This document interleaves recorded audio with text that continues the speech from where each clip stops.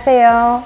평소 궁금했던 건강 관련 정보를 의사 선생님과 함께 자세히 알아보는 시간, 경희의료원 닥터건강 톡톡입니다.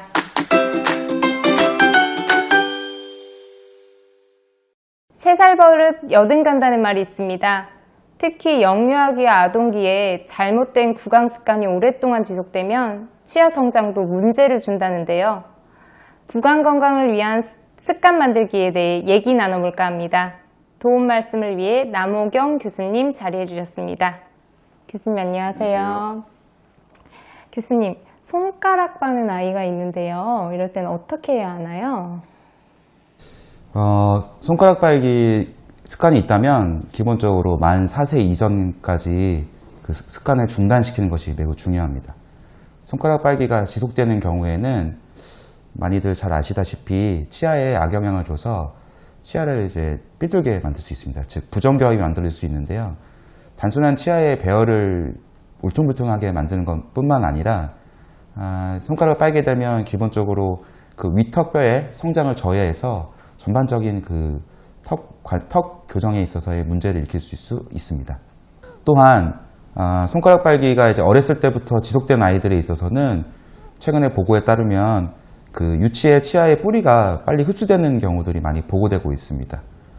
어떠한 염증이라든가 그런 병적인 현상을 나타내지는 않지만 그러한 급속적인 유치 치아 뿌리의 흡수가 결국은 짧아지는 뿌리를 만들게 되고 그 결과 이제 아이들이 아무래도 다니면서 외상에 취약하게 되는데 그런 것이 있어서 외상을 받았을 때 치아가 빠진다거나 이러한 같은 외상 시에 어떤 큰 영향을 받을 수 있는 것들이 생길 수 있습니다. 또한 치아의 뿌리가 매우 짧아지기 때문에 유치의 기본적인 기대 수명보다 치아가 조기에 발견될 수 있기 때문에 그런 경우에 다른 친구들과 내가 다르다는 그런 어떤 사회적인 그런 것들에 대해서 아이들의 성장에 있어서 악영향을 미칠 수도 있고 정서적인 발달에 악영향을 미칠 수도 있겠습니다.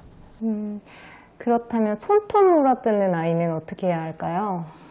보통 이제 미국 소아치과학회 가이드라인을 얘기해 보면 기본적으로 리마인드 세라피라는 거를 추천합니다. 첫 번째로 무슨 얘기냐면 아이가 이제 그런 손가락 빨기 행동들을 할 때 있어서 부모님이 그런 걸 보시게 되면 그런 것들을 하지 못하도록 먼저 얘기해 주는 겁니다.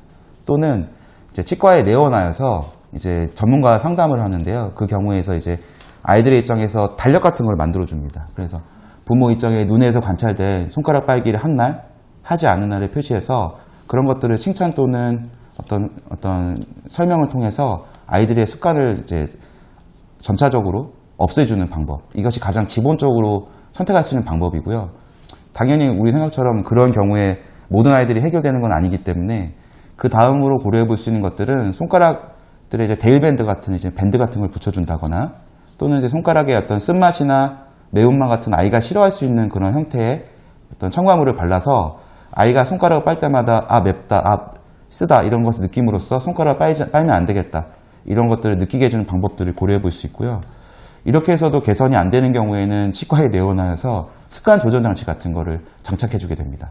하지만 이러한 습관 조절 장치는 최후의 방법으로 고려하는 것이기 때문에 일단 습관 조절 장치가 들어가게 되면 습관이 무조건 없어져야 되기 때문에 최소 6개월 이상의 장착을 고려하게 됩니다. 그러므로 아이 입장에서는 그것이 습관 조절 장치를 낀다는 것이 아이 입장에서는 상당히 좀 어렵게 느껴질 수 있기 때문에 보통 그 앞의 방법들을 이용해서 고쳐준 것이 훨씬 더 좋은 방법이라고 생각할 수 있겠습니다.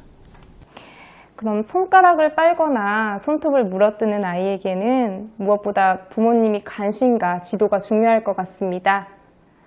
그럼 아이가 잘 때 이를 가는 경우는 어떻게 해야 하나요?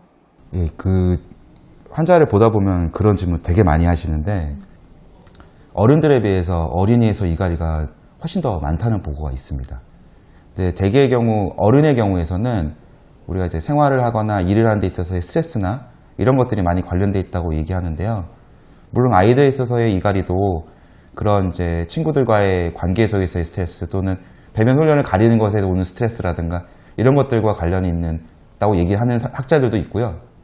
또는 이제 아동의 경우에는 턱 관절이라든가 이런 치아들의 발달이 어른에 비해서 미성숙하기 때문에 어른에 비해서 훨씬 그런 부분들이 정교하지 않아서 잘 움직일 수 있습니다.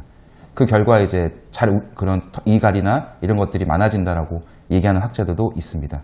이제 결국 아이들이 나이를 먹어가면서 초등학교에 가게 되고 그 결과 이제 영구치 어금니들이 나오게 되고 그리고 턱 관절들이 훨씬 더 성장하게 되면 그런 이갈들은 대부분의 경우 자연스럽게 없어진다고 알려져 있습니다.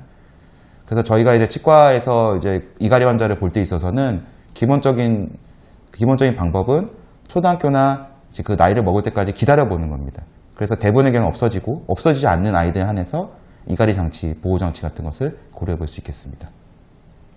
네, 말씀 잘 들었습니다. 지금까지 남옥형 교수와 함께 올바른 구강 건강을 위한 좋은 습관 만들기에 대해서 자세히 알아보았습니다.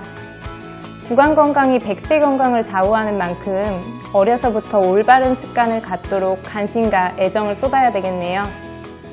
경희의료원 닥터 건강 톡톡 이것으로 마치겠습니다. 교수님 감사합니다.